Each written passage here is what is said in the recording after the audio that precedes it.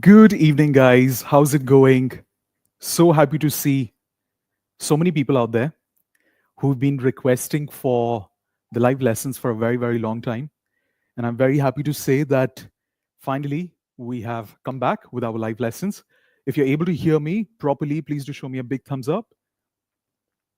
I have the comments right there, so I'm just going to be a few times looking into that direction just to make sure that I'm able to read your comments. If you're able to hear me, just show me a big thumbs up. Thank you. So happy to see so many people. Perfect. Thank you so very much. It's a very because earlier doing our live lessons from India, and finally we've moved so many things for you, and we are live now to you from our studio in the UK. So live straight from London. For those of you who do not know me and who do not know Cambridge Veritas, welcome to Cambridge Veritas. My name is Krishna Triya. I'm a linguist and a lecturer at City University of London. Uh, I absolutely enjoy working with people, improving their communication skills, and sometimes at university helping them learn business better. But my full time role at Cambridge Veritas is working as um, director of studies, making sure that our courses have quality standards that it should maintain. I'm very, very happy to have started the live lessons once again. In case you haven't subscribed to our community, we're going to be going live almost about every day. So make sure that you join us daily live at 9:30 p.m. if you can. Lots of love and make sure that you subscribe. All right.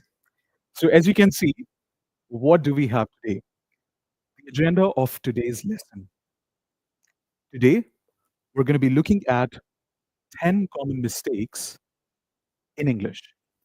Now, I know there are a lot of videos out there on YouTube that will actually tell you um, a lot of the similar sentences, but I've tried to make sure that the sentences that we bring here are very different from the ones that you see on the internet almost every now and then. So, the sentences that I have mentioned, the 10 sentences, the 10 common mistakes that I've mentioned today, are from my experience. Having taught English for the last 15 years now, uh, I've seen that there's a repeated pattern in which students sort of, and when I say students, I mean advanced speakers of English. So they have a repeated pattern of sort of continuing certain kinds of mistakes. And that's what we're going to be looking at today and how to avoid it. I was reading a research recently, and it was found out in that research. And I think Cambridge Veritas also posted it on its Instagram handle that when it comes to, sir, when it comes to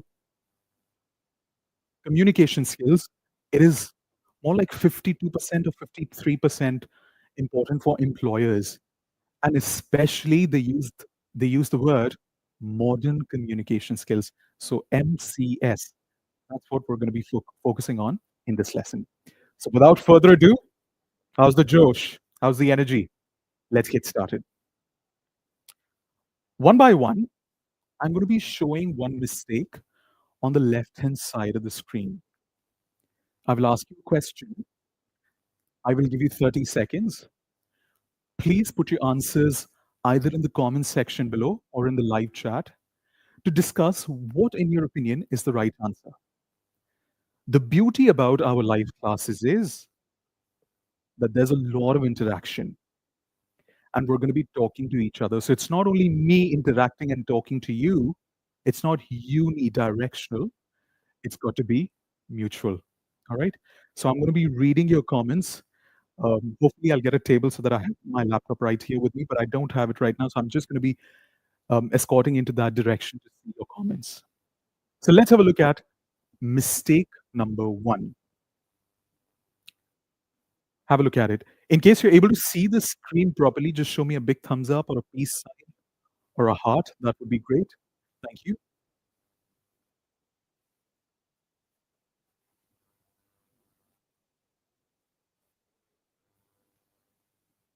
Thank you, Rohit. Thank you, Samyukta. Hi, Samyukta. Happy to see you. All right. So, as you know, I have highlighted, please have a look, the word the with it. Now, if you look at the only condition in which we use the word the is when we are talking about something special or something specific. If you're talking about a regular meal during the day, there's nothing really special about it. And so many times I see people making very casual error or mistake with the breakfast, the lunch, the dinner, using it in a generic tone. So when you see somebody saying a sentence like this, we'll start after the breakfast. For example, you have to do something, you have to get back to work. We'll start after the breakfast, not the breakfast. The correct answer is, what do you think in the chat box? Rohit says the article the, apparently. Put your answers in the chat box, please. Take your time. What do you think is the correct answer, correct replacement to this sentence?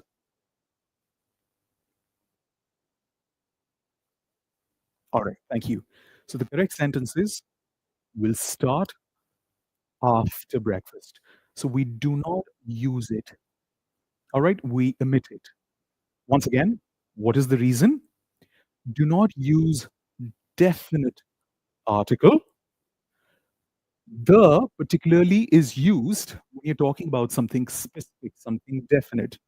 But when you're generally talking about regular meals, such as breakfast or lunch or dinner or supper, please omit it. Don't use it.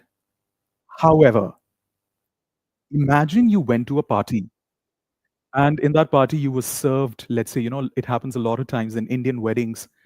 You get the breakfast, the lunch, the dinner, and the supper and whatnot in between and everything. But you particularly liked lunch there.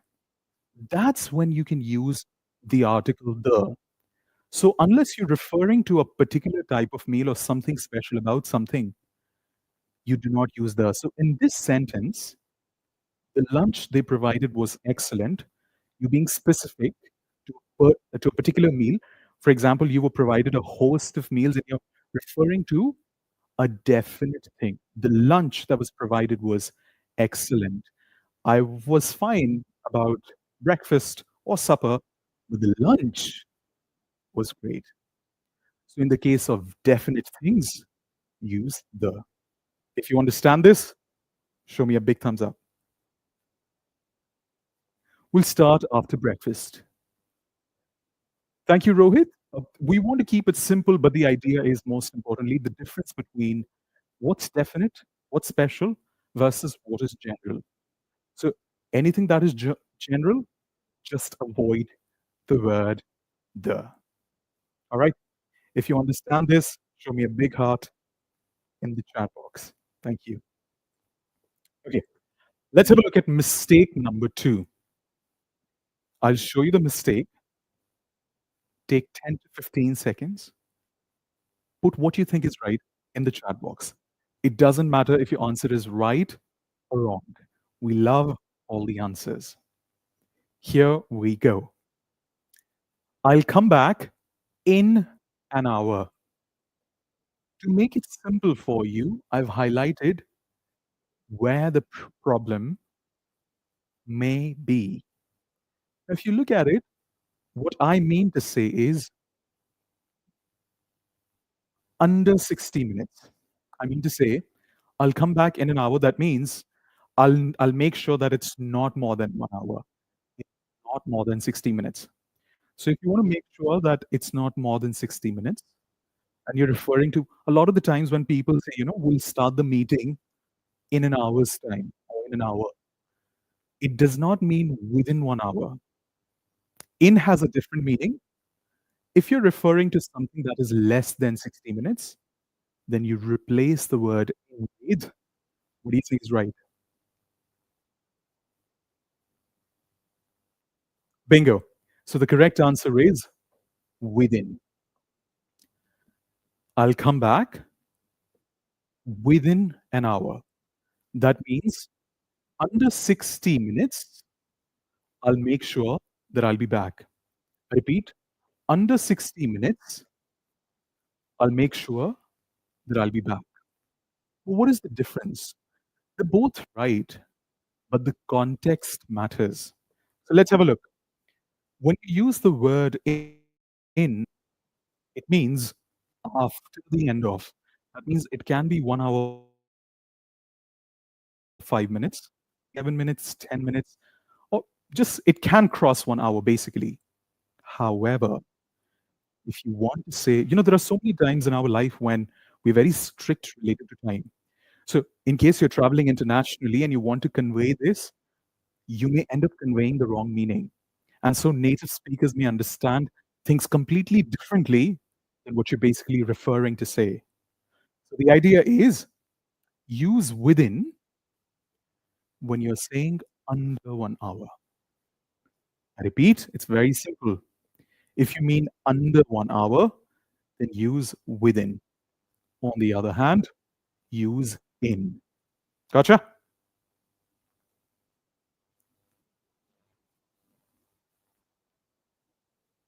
Perfect. Perfect. Just making sure that I'm able to read your comments as well at the same time. Let's have a look at mistake number 3. Look at the mistake. There's no rush, and put your answers in the comments or the live chat. Don't interfere with my private business. When people are angry, I'm sure sometimes when all of us are angry, we end up saying to our siblings or people in our life, could you please not interfere with my personal business? With, but it's wrong. You cannot say interfere with when somebody is getting involved in your private matters. That is wrong English. Now, some people may think then that why does it really matter? Nobody cares about interfere with, interfere about, interfere, and so on. Well, people do. When you're sitting in international meetings, when you're talking internationally, when you're talking to people whose native language, as a matter of fact, is English, you can convey a whole lot of different meaning. So the idea is to make sure that you have modern communication skills. So what do you think is the correct answer in the chat box? I'm going to look at your comments.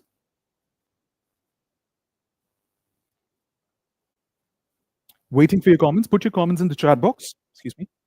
What do you think could it be? All right. Thank you. So the correct answer is always say interfere in. I repeat, always, always, for the love of God, say interfere, not interfere with. To be honest, interfere with is a phrasal verb. But if somebody is unnecessarily poking their nose into your private matters, then say interfere in, not interfere with. Give me a big heart if you're able to understand it. The reason is we use interfere in when somebody is basically concerned or not concerned in a positive manner, but means somebody is getting involved in your private matters that they shouldn't. So, not a good thing to do. In that case, you can say, could you please not interfere in this matter? However, you may have seen this phrase interfere with newspaper articles, journals, government letters, etc. So, what is it? When somebody damages, look at the word, when somebody damages someone or something, when they do something to damage at a large scale someone or something, that's when we say interfere with. For example, so and so country is interfering with so and so country. So, in the context of international politics, people interfere with. For example, um, the youngsters were interfering with government property. That means they were not getting just in personal matters of it. They were, as a matter of fact, damaging it. When it comes to damaging something, interfere with. When it comes to poking your nose in somebody's private life, interfere in.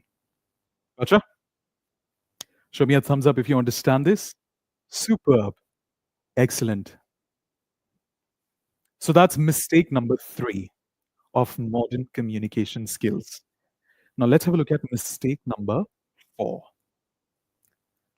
I'm going to highlight the mistake. Tell me, what do you think is the correct answer? Rohit is participating quite actively. Well done, Rohit. Waiting for other people as well. Kausar, Samyukta, so many people. Suraj, please do make sure that you put your comments in as well. That's great. Excellent. So sentence number 4. His uncle is in London presently. What do you think?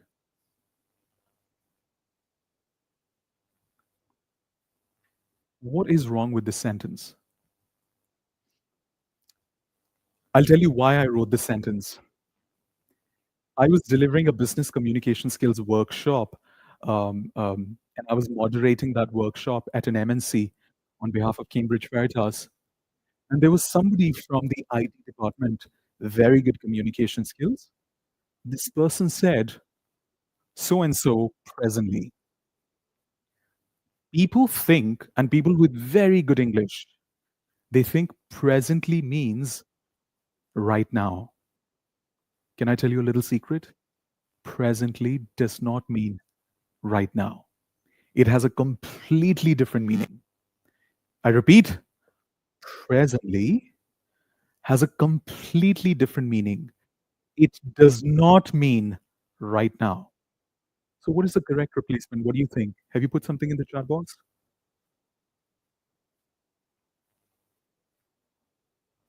Thank you, Samyukta. Thank you, Rohit. All right. What about other people? So, the correct answer is simply, if you do want to refer to the fact right now, you say, his uncle is in London at present. I repeat, at present. At present is very different from presently. They are not same. I repeat, they are not equal to. So what is the difference? What do you think is the meaning of the word presently? Quickly look at it from the internet and tell me in the comments below. What is the meaning of the word presently?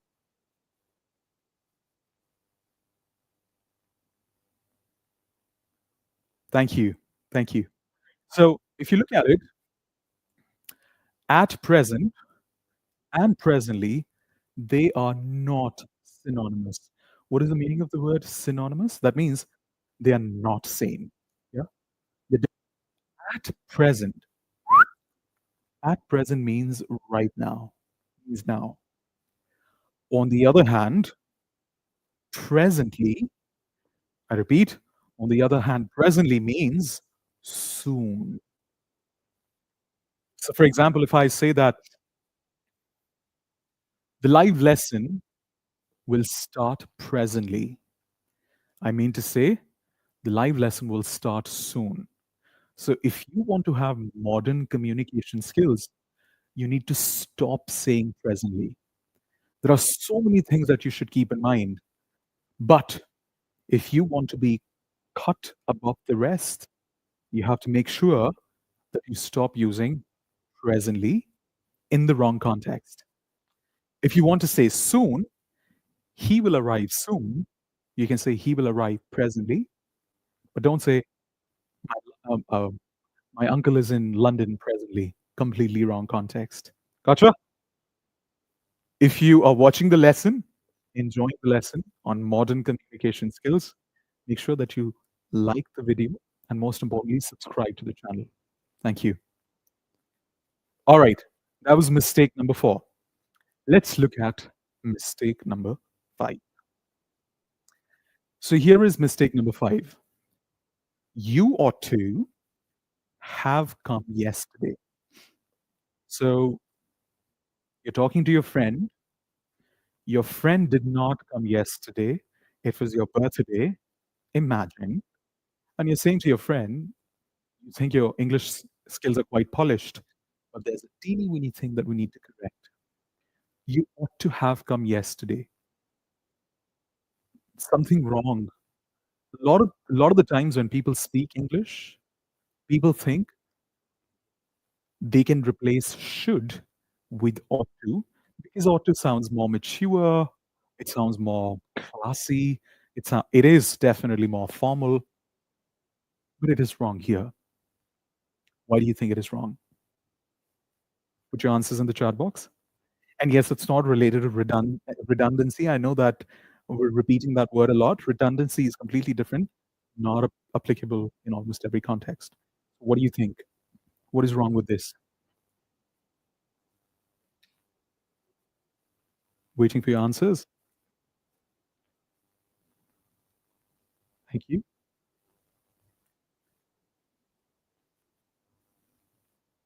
I can see Rohit and Samyukta putting their answers. Wonderful, guys. You ought to have come yesterday. Changes to simply, you should have come yesterday. But why? I want to tell you a little secret.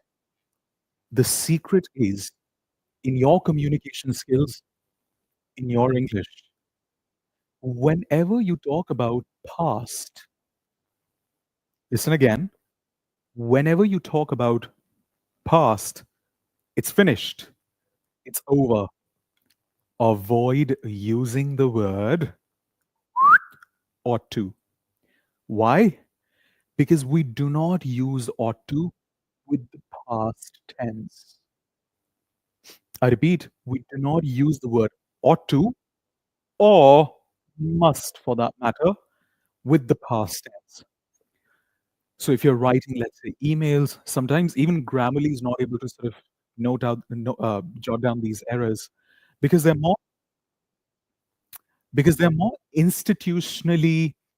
I mean, Grammarly, for that matter, is very good with colloquial English, but when it comes to institutionally correct grammar, and something that's really something that's acceptable, most importantly, um, uh, around the world, in theory, even today, there are certain concepts that we sort of keep in mind, and I've seen a lot of times that even Grammarly sort of fails to correct those errors because it kind of looks at some things on the surface level at times. So this is something that you need to keep in mind, which is what I'm trying to say. Yesterday is past. So whenever you talk about past, avoid using the word either must or, for that matter, ought to. Gotcha? You should have come yesterday. Thank you, Samrita. Absolutely. And on the other hand, to express a past duty which wasn't done, use the perfect infinitive without to after ought to. For example, you can say, you should have, you had to come yesterday, you were obliged to come yesterday. So, should, had, obliged. These are certain replacements that you can use for ought to, especially when you're talking about obligations related to past. And personally speaking, I love using obliged to. You were obliged to. It's quite formal, it's very classy, and I've used it a lot in emails, written communication, not necessarily this sentence, but in written communication as well as verbal communication as well. All right, bravo. So this was mistake number 5. We're done with a total of 5 mistakes of modern communication skills. Let us now shift towards mistake number 6. In total, how many mistakes are we going to be discussing today? Tell me in the chat box. To follow this course regularly, make sure that you join at 9:30, or you can join one of our live courses as well. Elias, if I'm pronouncing your name correctly. Apologies, to correct me though. Thank you. Perfect. We have 10 in total. Let's have a look at mistake number 6. Look at the mistake and put your correct version, what you think is right, in the chat box or the comments below. I hate when you laugh at me. Everybody thinks it is correct. 98% of the people that I meet, or allow me the liberty to say 99% of the people that I meet, they think and they say, I hate when you laugh at me is correct. There's one word missing. So the problem with the sentence is omission. There's one word unnecessarily omitted. What do you think is the correct answer? I'll give you 10 seconds. Hi, Elias. Welcome. Welcome to Cambridge Veritas. Make sure to subscribe. We're very happy to see you. Excellent, guys. Can we clap for Rohit? Rohit is the man. Superb, Rohit. Well done.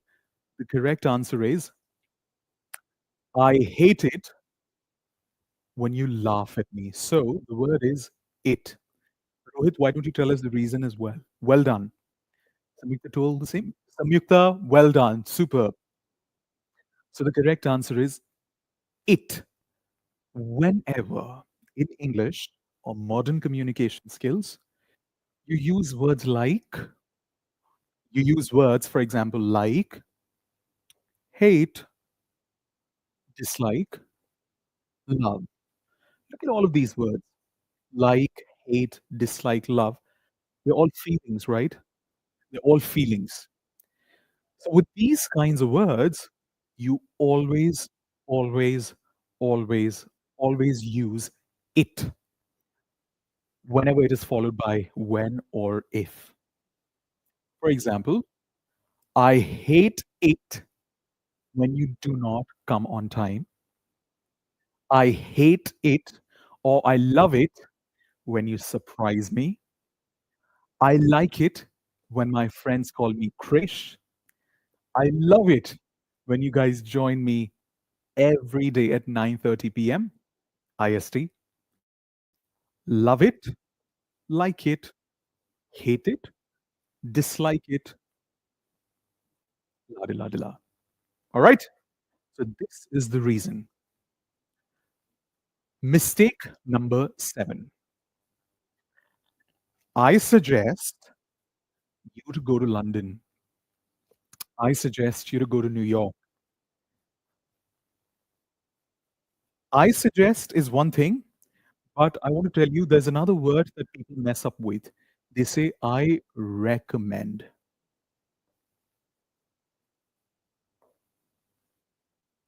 I suggest you go to London. I recommend you to go to London. What is wrong with this? I suggest you. The problem is with the word you. What is the problem? How can we correct this? Put your answers in the chat box, please.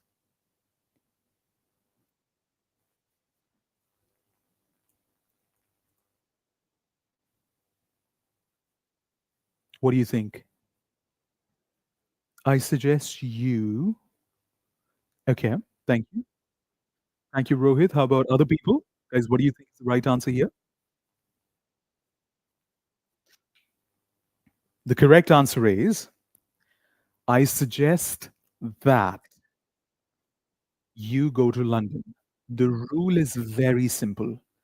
Next time in English, whenever you use words like suggest or recommend, always, always, always in written as well as spoken communication skills, make sure you add that to it. I repeat, make sure you add the word that to it. I suggest you that. I suggest that you, not you that. Similarly, I recommend that you wake up early in the morning. I suggest that you drive slowly. Not I suggest you drive slowly. So that's very important. Keep that in mind. I've seen this question come in one of the competitive exams as well.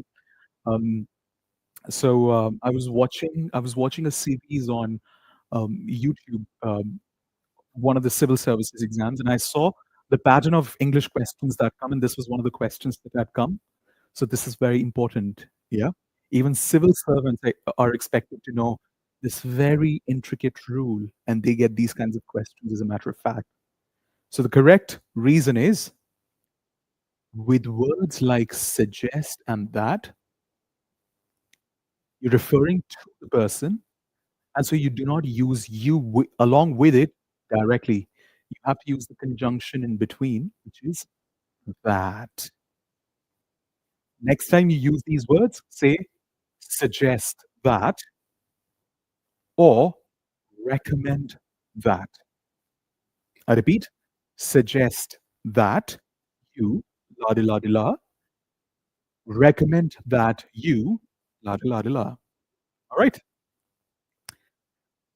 Say that you suggest or recommend that they do something. So that's important. All right. That was mistake number 7.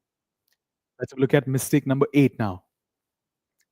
This is very, very common, extremely common. I am not believing you that. I'm not believing that. I'm not believing you for that matter. The problem is with the word believing. What do you think is the right answer?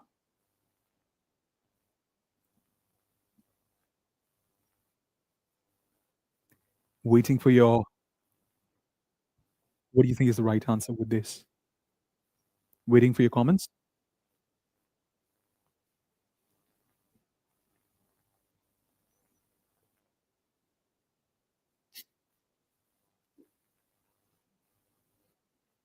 Okay. So the correct answer is thank you guys. The correct answer is I can't believe that. I do not believe that. All of that is right, the ones that you've written as well. Basically, do not use ing. We also call it continuous tense. We also call it progressive tense in simple English with words like believe, love, like, belief, hate. Whenever basically you're talking about, let me show you, whenever you're talking about belief systems or you're talking about your preferences in English, make sure you use the words without ing. So, have you seen McDonald's tagline? I'm loving it. It's actually institutionally grammatically wrong. It is, I love it. I love you guys.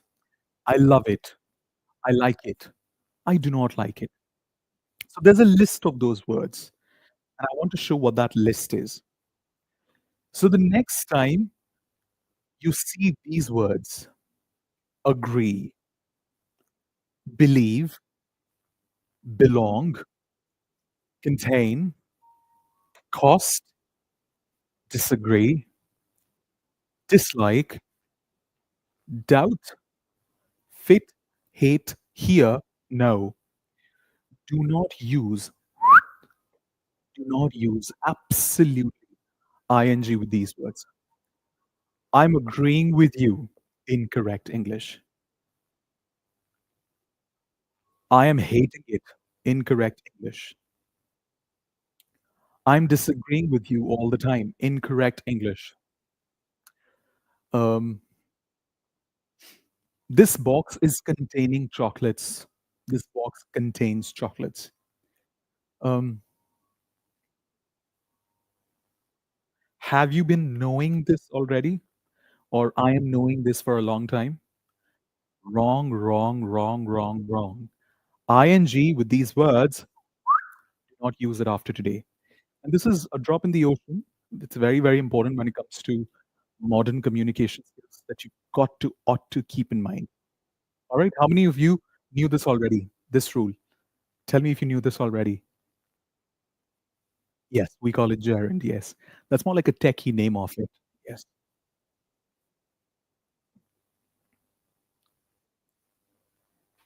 Bravo. All right. Here we go. So this is the list. You can take a screenshot of the list. I'm going to give you some space if you want to. Take the screenshot of the list with these words, ladies and gentlemen, do not use ing.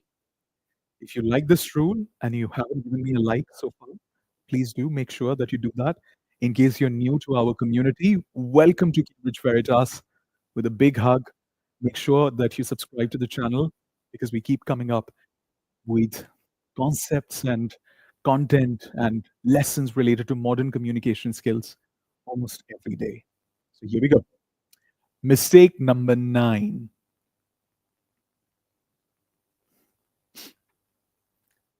How do you call that in English? In English? How do you call that in English?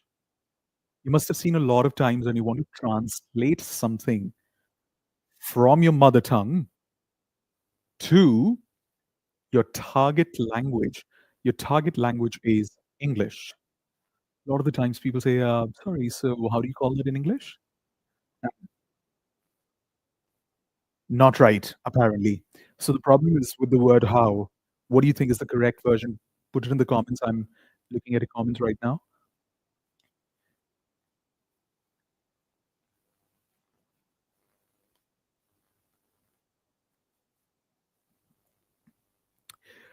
That's a very good question, Rohit. Primarily because the word love is feeling, right? With words such as feelings, beliefs, or preferences, we do not use the progressive form. You love it, you love it. You're not loving it only right now. You simply love it. That's why we do not use ing, progressive continuous tense, with it. Okay. So what is the correct version for this one? Waiting for other people as well. Ladies and gentlemen, so many people in the classroom right now with us, 16, 17, 18 people. What do you think? If you give us wrong answer, we still love you. The best thing about Cambridge Veritas is you can come with lots of mistakes and we embrace it together and we help each other improve. What do you think? Nobody's put the answers. Oh, all right, I'll tell you. What do you call this in English? It's not how do you call this in English. It is what do you call that in English? Sorry, what do you call that in English? So the next time you do not know something, which is fine, and you want to ask the loose translation of it, you say, what do you call that in English? But can I tell you, there's another way you can use how, but in that case, you do not use the word call. You say, how do you say that in English? So this is correct. What do you call? This is also correct when you say, how do you say? But do not say, how do you call that in English? That doesn't make sense completely. So the question isn't about a thing.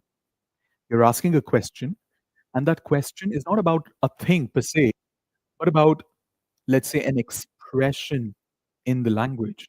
You either say, what do you call that in English? Or how do you say that in English? Of whatever language it is, your language, your mother tongue, or expression from your mother tongue to the target language, which is English. So the next time you want to translate something, say, what do you say? What do you call? Or how do you say? But avoid saying, how do you call that in English? It doesn't make sense. It does not have a meaning. A person may be able to understand you, but it does not per se have a meaning. All right. Mistake number 10. Come on. This is the last mistake, and you can do this. Make sure that you put your answers in the chat box. And only 2 people are participating. Come on, Rohit and Samyukta. How about other people? Neha, lovely. We can see Neha now. What about other people? Make sure to put your answers, please. All right. Are you ready? Here we go. Mistake number 10. The book comprises of 5 chapters. My God, I come from the world of education and I have seen 90% of the people, and I'm talking about people in top positions, make mistakes with this grammatical error. The book comprises of 5 chapters. It makes me laugh sometimes, but it's okay. Different people have different expertise. I'm waiting for your answers in the chat box, by the way. What do you think is the right one? It is wrong. And you may have seen 99% of the people, majority of the people speak like this. The box comprises of chocolates. The book comprises of 5 chapters. So, what is the problem with this? What's the right version?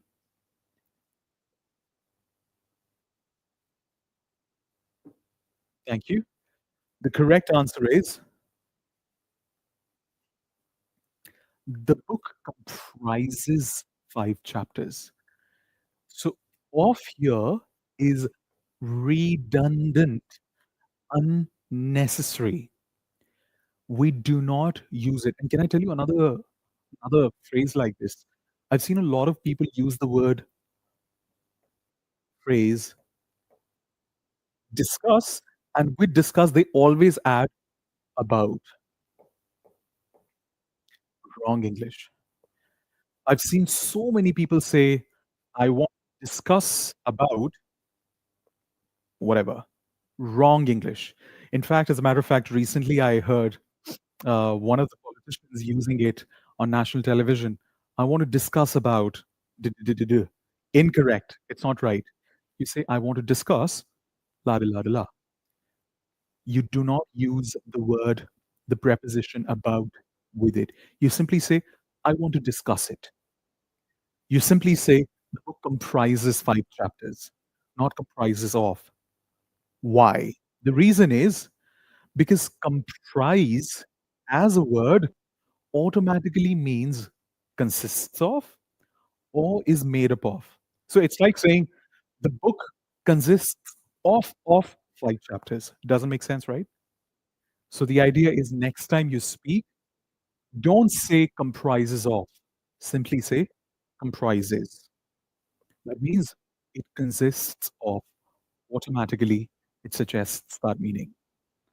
All right? Perfect. So let's have a look at all the mistakes. Do not say comprises of, say comprises. Do not say in an hour when you mean under 60 minutes. Say within an hour.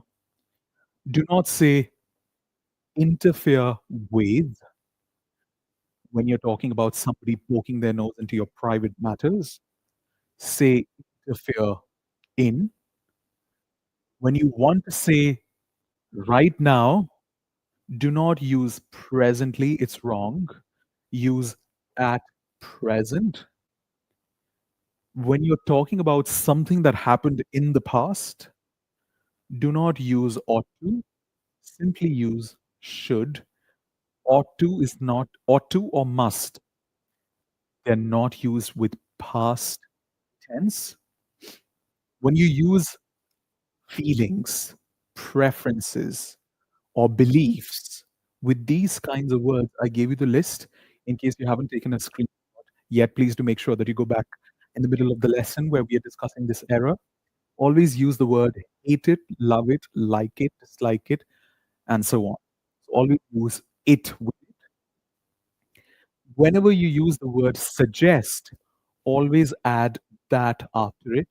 Always say suggest that or recommend that. Suggest and recommend are both brother sisters here in this context.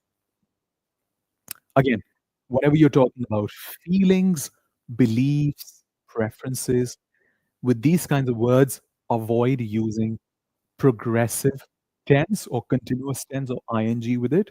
So do not say, I'm not believing that. Say, I do not believe that. Simply without ing in the present form.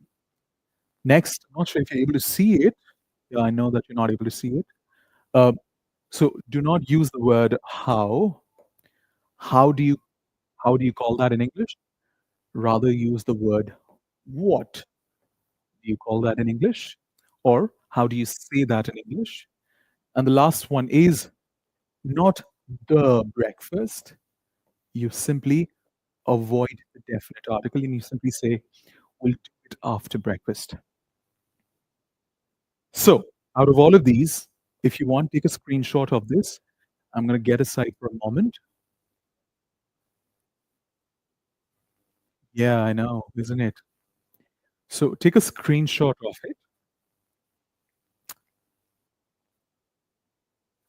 In case you have any questions, I'm going to be looking at your questions. Feel free to put your questions in the live chat pertaining to anything that we've discussed.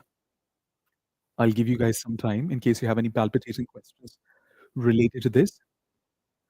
To all the teachers watching us right now, welcome to the community of Cambridge Veritas. Currently, we have two courses that are ongoing, which is voice and accent certification, as well as IELTS Train the Trainer Masterclass. So, in case you're interested in any of these two courses, make sure to let the counselors know. The number and the links are going to be available in the description for you. Just to reiterate once again, these live lessons are going to be ongoing now. God bless. And make sure that you take some time out, and I'll meet you guys every day at 9:30 p.m. So let's have a look at some questions. Do you guys have any questions coming in? Yeah, voice and accent is one of the most hot courses. As a matter of fact, I've heard from the Cambridge Veritas team. So a lot of teachers as well as students, they want to do this course. So it's very important, very interesting. Yeah. All right. I hope you enjoyed today's lesson. Lots of love.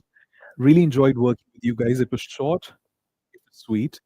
And do let me know in the live chat which mistake was your most favorite of all the mistakes that we discussed today. Remember, the focus is modern communication skills. And that's what our agenda is when we conduct these sessions with you. We want to make sure that you are cut above the rest. I used this phrase before as well. And you're able to exceed and excel in whatever career path you've chosen for yourself: medicine, law, engineering, academia, whatever. Anywhere you go, communication skills are so incredibly important. Make sure that you connect with me on either Instagram or LinkedIn for that matter, and on YouTube as well. These lessons will be ongoing. God bless. Take care. And I'll see you guys tomorrow at 9:30 p.m. Ciao, ciao.